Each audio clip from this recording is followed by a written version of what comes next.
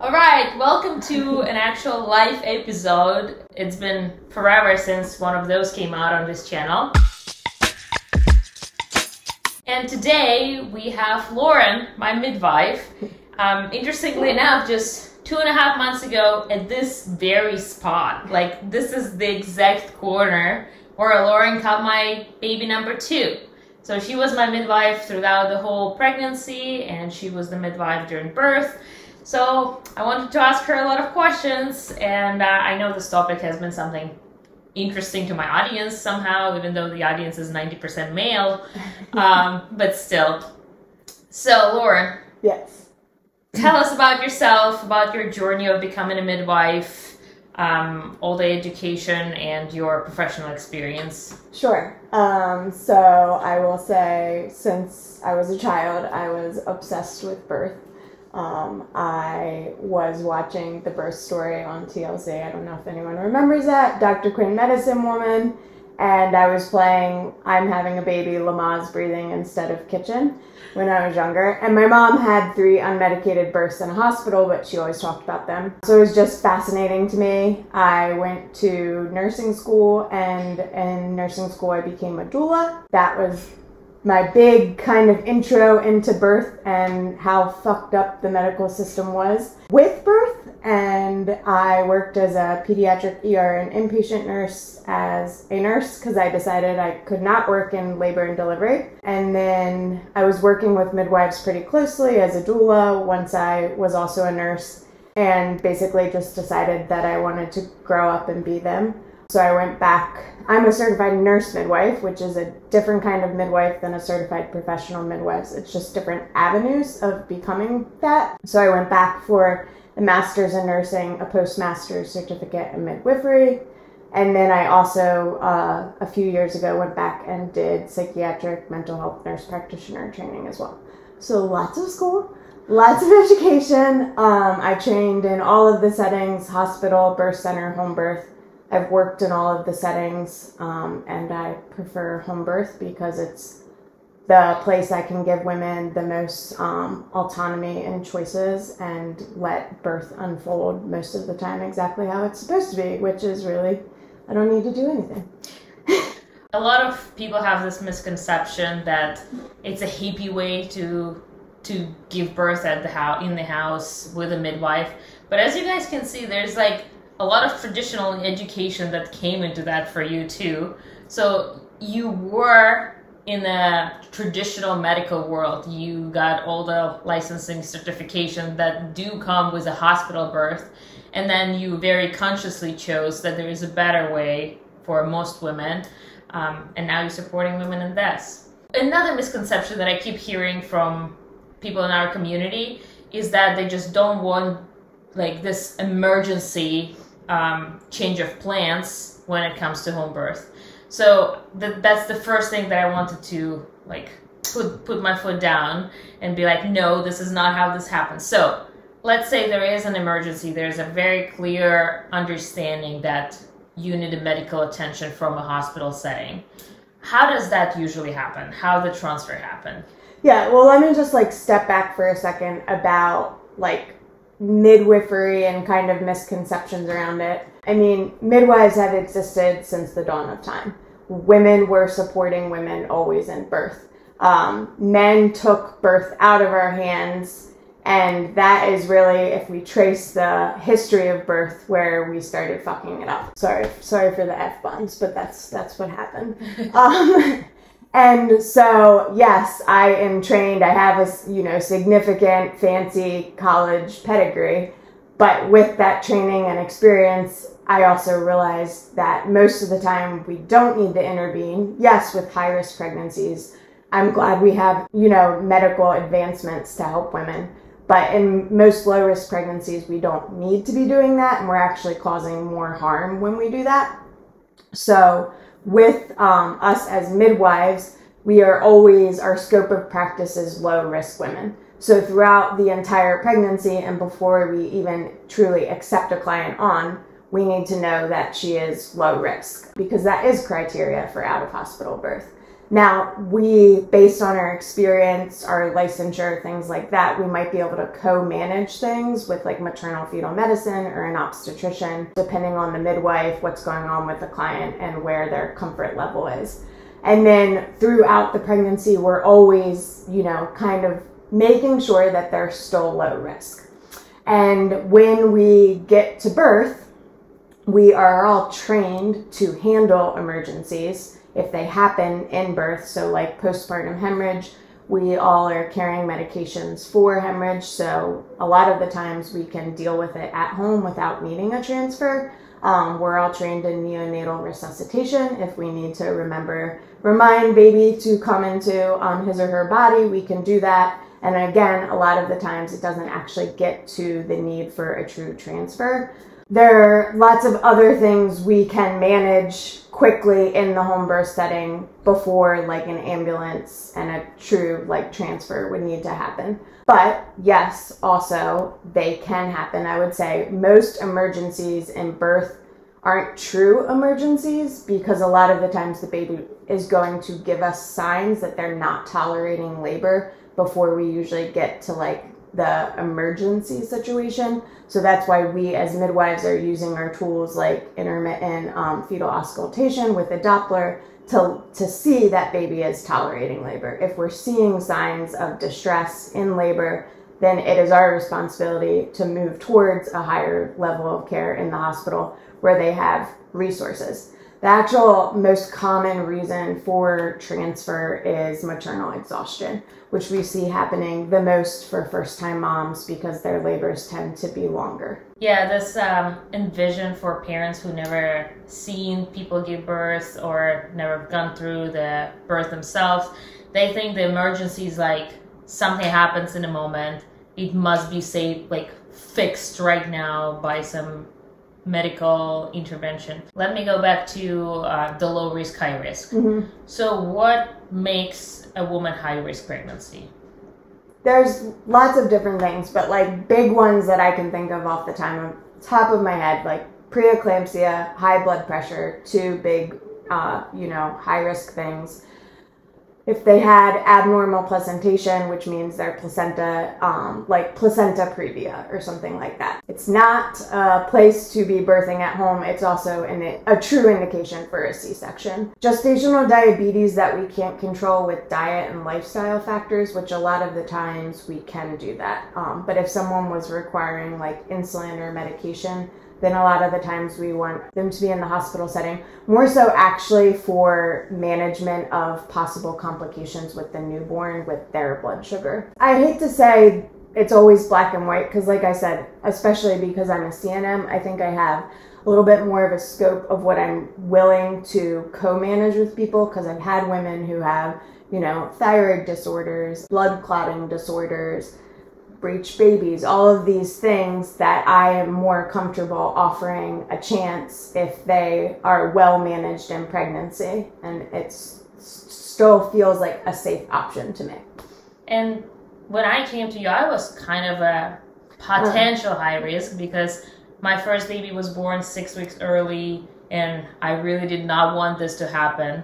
That being said, I still trusted prenatal care with a midwife at home way more than the traditional care I would receive in a hospital setting.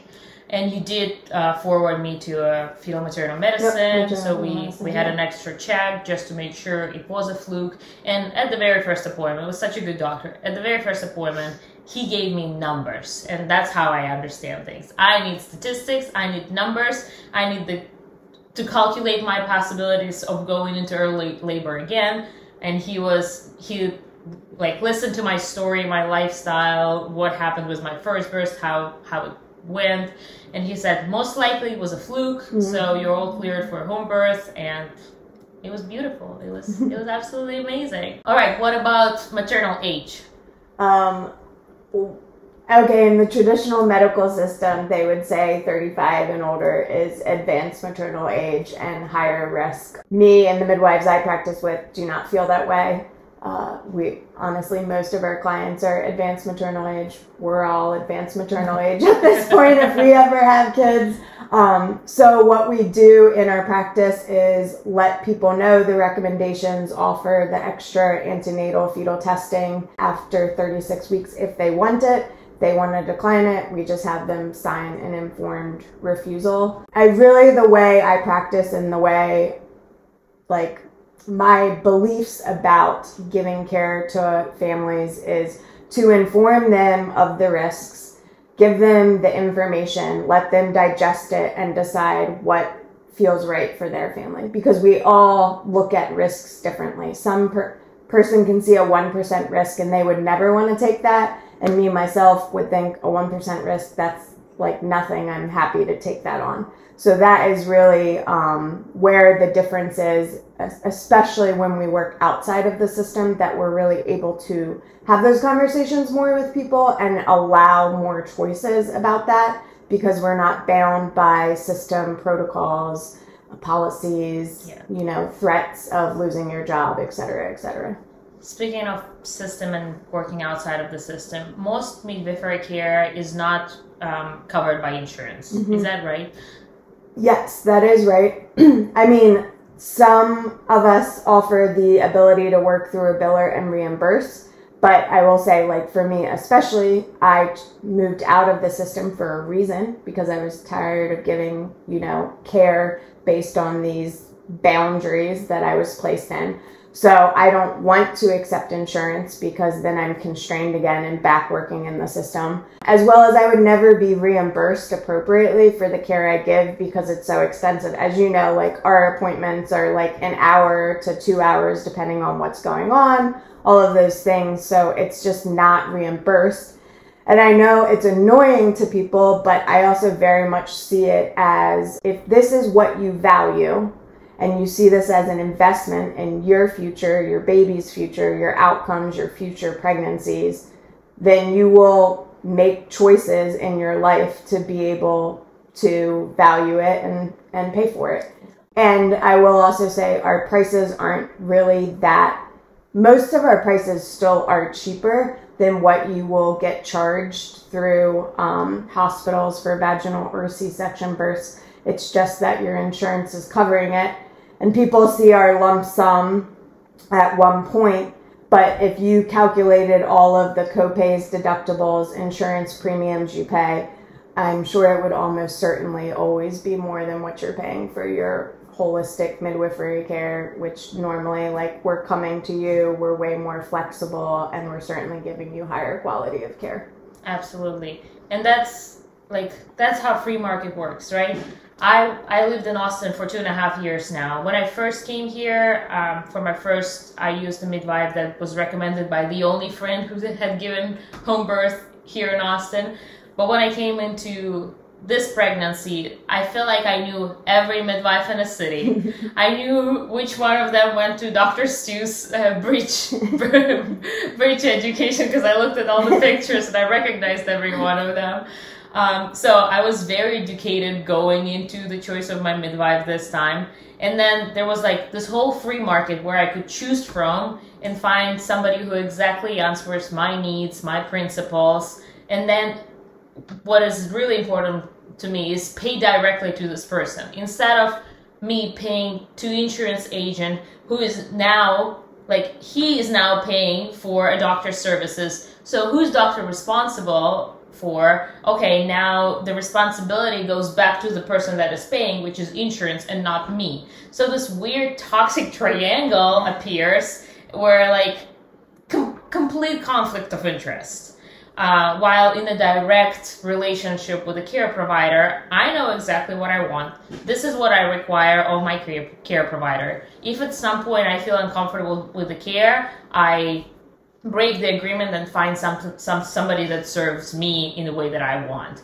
And that makes the whole experience completely different. When I was in labor and Lauren walked in, I was shooting the shit with this woman for hours in the previous 6 months. We were drinking tea and talking about things, about my labor, what I want, how I want it. She knew exactly how to approach me in labor because, I was in a different world. I could not communicate clearly, but she knew exactly what was going on. I was actually happy to see her because I know this woman. I like this woman. Instead of just having a rando walk in and throw me off my game while I'm in labor. So that was also really important to me. So I really, when it comes to medicine, I always cross-reference. I Google it in English, then I Google it in Russian, and I see like, okay, where is the mismatch happening and why? But I don't know about this one. In Russia, we have this term, the pyramid of intervention. Mm-hmm.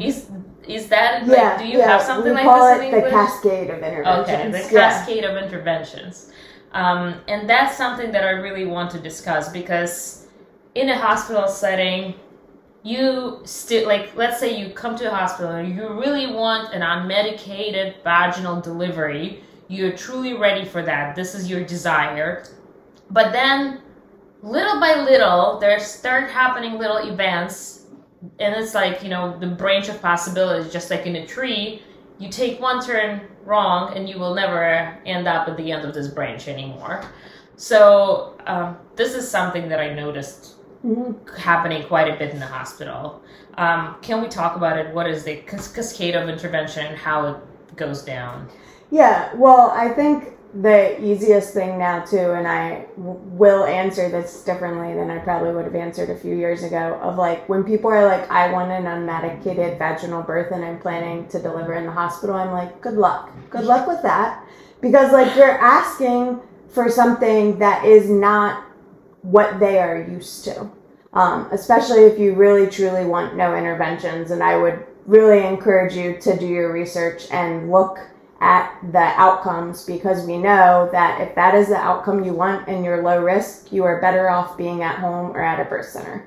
Again, it's an investment in the outcome that you want. But if you are still going to plan to birth in a hospital, I would definitely be super mindful of the practice that you're going with. If there is a midwifery practice that serves the hospital you're planning to birth at, I would definitely encourage that.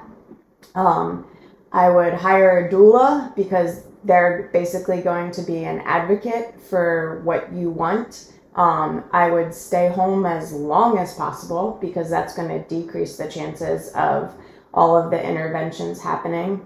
And be really educated about all of the things that are going to be offered to you. And one of my biggest things would be having very frank conversations with your provider, especially about how they feel about you going past 39 weeks and even your due date. Because a few years ago, a study came out that basically said we should be inducing everyone after 39 weeks. And that is now standard of practice in most practices to try to get women on the schedule for an induction at 39 weeks. There were issues with this study that we've since brought up, but unfortunately, kind of like the term breach trial, policies and thinking has been changed, and it's going to be hard to change it again. And when we look at inductions, that is the, prime example of a cascade of interventions. And when we also look at induction outcomes, we know that it increases the risk of cesarean.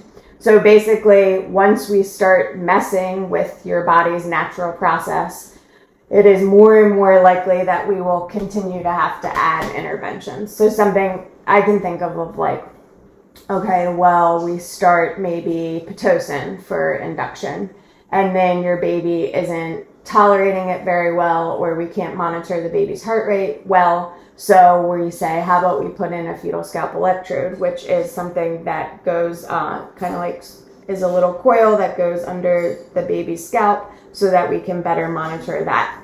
And so that, we did one medication and then that landed us another intervention. And then if we see that baby's still not tolerating labor and we turn off the Pitocin, give baby some time to recover, baby still doesn't, then that would be an indicator for a C-section. Whereas if we had maybe just been patient and let you go into labor naturally on your own, that would not have been the course of action that happened in your birth. And especially for first-time moms, we really need to let women know that it's very normal for you to go past your due date. Statistically speaking, first-time moms go 7 to 10 days past their due date.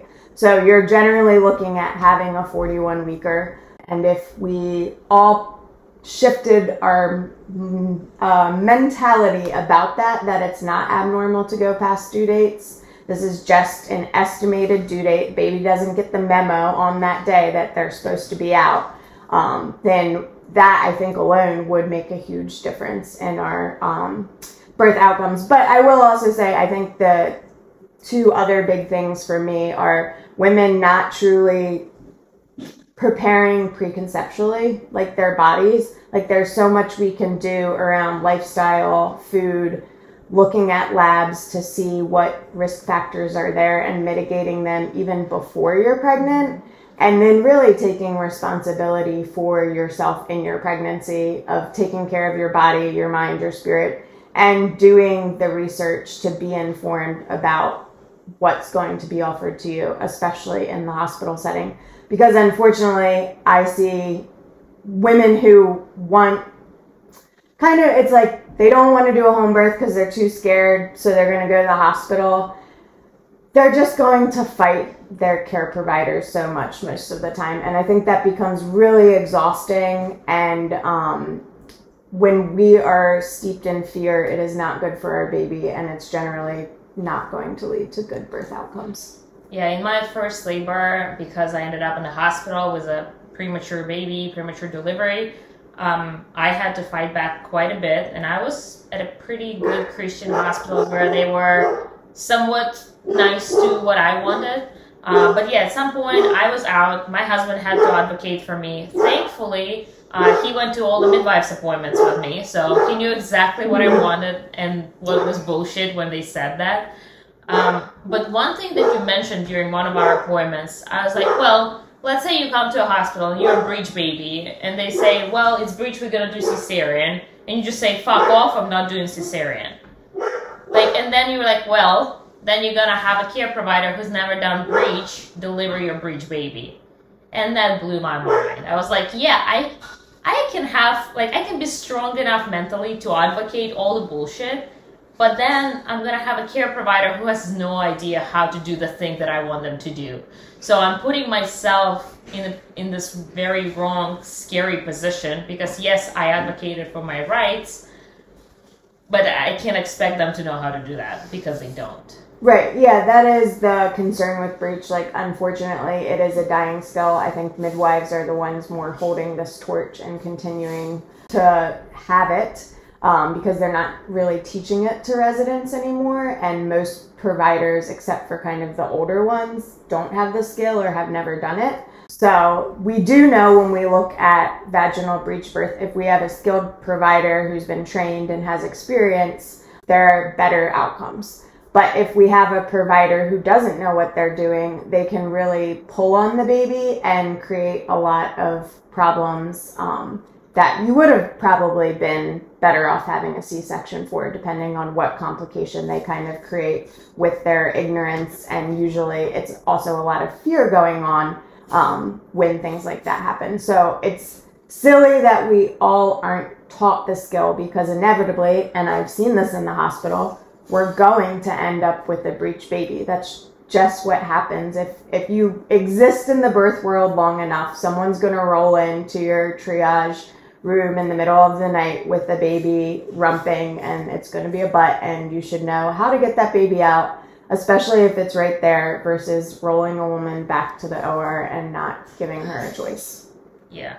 When I was pregnant, I watched Game of Thrones. Was it Game of Thrones? Yeah, I think it was Game of Thrones. Yeah, the Queen of Drag, right? Yeah. When the girl was trying to give birth and it really didn't work out. What's the word when they say for dragon to Dracarys? And she burns herself, and I was like, well, that's a great scene to watch when you're pregnant. Yeah, I was really mad when that came out, because it's not. There's already a lot of misunderstanding and fear around breech birth, and things like that are just perpetuating the ignorance around it. So little things like that annoy me. Ooh, another movie scene. So Casa de Papel. I don't know that one. Money Heist in English. Yeah. So it's a Spanish, really cool TV series, and they're stealing gold from a Federal Reserve of Spain, and the police the cop who's like doing all the investigation, she goes into labor, and the dude who's like the main character who's doing the heist is delivering her baby, and he's like, the baby is breech. And he puts his arm in there, turns the baby, baby comes out. I was like, is that really how it happens? So we can do something more. Usually we would do a breech extraction and go in there and do some maneuvers to get baby out. Usually we're not completely turning baby, and it's a skill, so very much doubt we had it. But I will say, I mean, just movies in general have really created a lot of misunderstanding about how birth works. Because I know, like, growing up, the movies I watched, it was like the woman's water broke and immediately she's like screaming her head off and a baby's drowning. And that's just not true. Like, our water cannot break in labor at all. Yeah. Like you. It can break early on and we not go into labor. It can break early on and we be in labor for 24 hours. All kinds of different variations. So there's a lot of misunderstanding from movies and pop culture in general about how birth happens. And I think this is what's really sad, because as women especially, we all used to probably witness birth because it was women's work. It was just kind of a normal part of village life. And so now no one knows what it looks like, and then we go into it with very little knowledge about it and misconceptions because of that. And that's where the education piece comes in. That's true. I witnessed my sister give birth at a birthing center 6 years ago. And I had absolutely zero fears going into my first or second labor. I know that many women will be like, oh, I'm 37 weeks. I can't believe I'm so close. I'm starting to get really scared. And for me, it's like, oh, I'm 37 weeks. I'm getting really excited. Like, it's about to happen. So I have this very positive thing about birth. I love giving birth. It's a cool experience. I truly love the experience itself, not just the outcome of it. And I feel like I will have to pay it forward in a way, because my sister invited me to be her translator / doula. So now I have to like invite some girlfriends who never had babies so they can see that it's not that scary. Now the problem is if it comes that quickly again, that like I can't call anybody. Well, I think you're doing your part in just informing, like you told people what you were doing throughout your journey, and like doing this as well is very helpful. And just continuing to share positive birth experiences, because that's what really drives me nuts. It's like, as soon as you're pregnant, people want to tell you all these awful stories. But if you told someone you had cancer, you're never like, oh, my uncle died of that. Like, good luck. But that always seems to happen with pregnancy and birth. And I acknowledge that there is a lot of trauma right now in birth because of what's happening, especially in the hospital system. But I would really kind of ask women especially to be mindful of what they are saying to other women, because it doesn't have to be this way, and it's not helpful when we talk about that with other women, especially new moms who are already so incredibly anxious because they've never experienced this. Yeah, I also want to tell my audience about it. Like, there is this thing that 50% of marriages end up in a divorce. And I'm like, yes, they do, but if you put in a position like two like female and male who are both, let's say, from full families, like their parents were together, they're both not in poverty, they both have some kind of education, they like their jobs, then you look at the statistics and it's like 4%. So the same comes to childbirth. Like, yes, you can look at statistics and like it's scary, it's traumatic, but you are looking at statistics between like obese women who never took care of their health at all. They eat whatever breakfastables at school their whole life. What's this? Lunchable. Yeah. What a Lunchable thing. Yeah, and then they drink so much, they smoke, they never exercise. It's like, don't look at the statistic, you're better off than that. Like, you don't compare yourself to everybody in the world. Compare yourself to people in your community. And if we look at our community, like, people love giving birth. They somewhat love being pregnant. But yeah, the outcomes are nice and good, and there's nothing to be scared of. So compare yourself to your circle, And if your circle sucks, then maybe change the circle. Maybe change your life. Well, and also just like a 40% C-section rate overall in our country, like frankly to me that's unacceptable. Yeah. That 40% of the time we're failing to get babies out vaginally, which is how the body was created to have babies.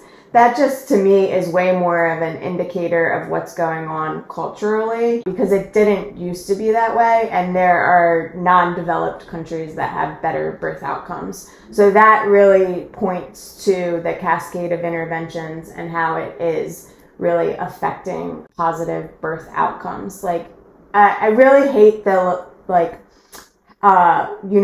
just a live baby, like you can't be sad about what happened to you if your baby's alive. And it's like, if that is our bare minimum standard, like that is very sad. Like we all want live babies. Like midwives don't do home births because we don't want live babies. We actually want babies to come out and be placed immediately on their moms and not be touched or messed with in any way, which, you know, you saw like how hands off we are once that baby comes out. That's the most optimal thing we can do for moms and babies. Let's discuss this. Since many of the people watching it are going to be not actual girls who are going to give birth, but their partners, what is the best way for a man to prepare for that? Like, I know that in our community, men are very, like, they like to be, like, men very hands-on. Yeah, they want to take care of everything. They want to control the situation from A to Z. But childbirth is the one place where they cannot control anything. They're like, I don't know, they're just a partner in childbirth. So how can they prepare to at least help as much as they can to their woman? Yeah, I think, you know, first off, supporting her and her choices, because we get a lot of people who are like, I would love to have a home birth, but my husband's too scared or something. So because men love facts and they love statistics, is like, go do the research, because the research is there that proves it's safer when you're low risk. And then definitely being a part of the prenatal appointments, the education that comes with it. I would say really stepping up in your role of divine masculine, of being provider, supporter, because you are going to take on more when she's pregnant and after she has the baby, while she is doing her full-time job of breastfeeding the baby. And also my big thing is like, hire a doula. I think we're doing a lot of injustice, that we think a man who usually has never witnessed a birth at all is going to be able to show up for us in this way in labor that's going to be helpful. And it's not fair to them. That's not who most men are. It's not the masculine role. So really recognizing that, I do think it is important to be surrounded by women in birth. I think there was a reason we've done that for centuries, and that they can be there and be a part of it however they want. But to take the pressure off that, like, if they can't be hands-on or don't want to be, that someone else is there in that role to support you, and really having conversations around that. And I think also having conversations around how different life is going to shift, and that acknowledging that and kind of talking about what that's going to look like in your relationship, especially in the first year. I don't think a lot of couples realize how big of a change it's going to be. For sure. In my first labor, I did have a doula, and my husband wanted to be very hands-on and supportive. So my doula was just sitting in a corner of a hospital room and just telling him what he needs to do next. She would be like, give her water, give her strawberries. Okay, put your hands down. Okay, push here, push on the hip. And I was like, oh my God, this man knows everything.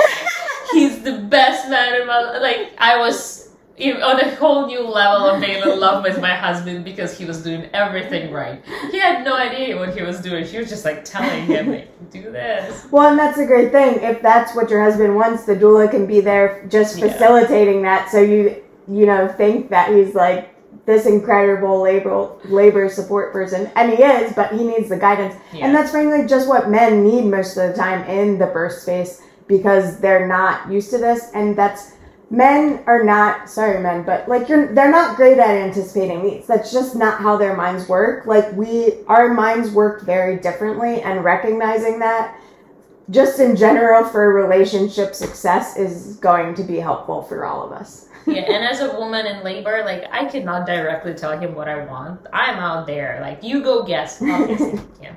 You know, I have full video of my labor on my phone, so I'm going to put some clips in this video. But there are some videos where I'm, like, telling him something during the contractions happening, and his face is just like, what is going on? Why am I here? Well, he told me you wanted me to come. And he said, I don't think she needs you yet. And I said, I'm getting in the car right now. Oh, yeah. I'm like, if she's verbalizing that, I know that she wants me there. And he's like, I think it's too soon. Oh, that was not too soon. And just so you guys know, I got there and like within 30 minutes you had your baby. So I'm glad I came when she said she wanted me to come. That's amazing. Oh, another funny thing from the video. I'm like about to push the baby out. Mm-hmm. And he starts walking to the shower to turn on the hose. And I'm like, come back. He's like, I'm just going to turn on the hose. I'm like, come back. And literally 10 seconds later, the head was out. The dude had no idea where I was in the process. He was just there. He didn't know it was about to happen. So yeah, it's pretty funny. It's definitely not natural for them. Like, they want to be present. They want to help. But they have no idea what's going on. And that's okay. That's okay with me. Yeah. And to speak to men, one more thing. I will say, when they, like, I think just watching your woman have an empowered birth experience is incredible. And they look at you and treat you, like, just in even higher esteem than. But they're also, like, to me, a lot of our biggest home birth advocates once they see it or see and participate in the care that we give and things. They are ready to just like climb the mountaintops and scream about it to all the other men. And I love that because I think the more and more men talk about that will also be helpful for other men. For sure. Just to tell you a story how I met Lauren. I reached out to a girl in our community who is doing prenatal and postpartum fitness recovery. And I was like, hey, can you come and talk at Underground Citadel, the little conference I've been hosting for 5 years now. And she's like, hey, I won't be able to, but Lauren will be the best for your event. And I'm like, okay, Lauren. So we reached out to Lauren, never have met her before. And she came to the conference and she tells us, like, I walk in and it's 90% dudes. And I'm like, am I in the wrong room? But Lauren has been speaking at Underground Citadel twice now. And 2 years in a row, it was the top choice of all the attendees. Like, that was the favorite topic of the conference because this is not something they're exposed to, but once they are, it's fascinating. It's like mind-blowing. It's definitely a shift, a new rabbit hole, and they like once you hear it, you can't unhear it. So they go back and they tell everybody that this is the way for sure. Yeah, and once you start getting into birth stuff, I feel like the rabbit holes of other things like vaccines, just like they keep opening up doors, and that's what I think men in this community especially love to go down those routes. Yeah, I was just I was on a podcast talking about my birth experience, and we went straight into vaccination, homeschooling, circumcision. I was like, yeah, those are all connected. You can't avoid it all. You have to. Well, thank you so much. Yeah, Any closing notes? No, I mean, I'm just excited that we got to work together and you got to have your baby at home, and it was like a redemptive experience because I know you had a very different experience last time. Yeah, well, ready for number 3. Can you send us your birthday song?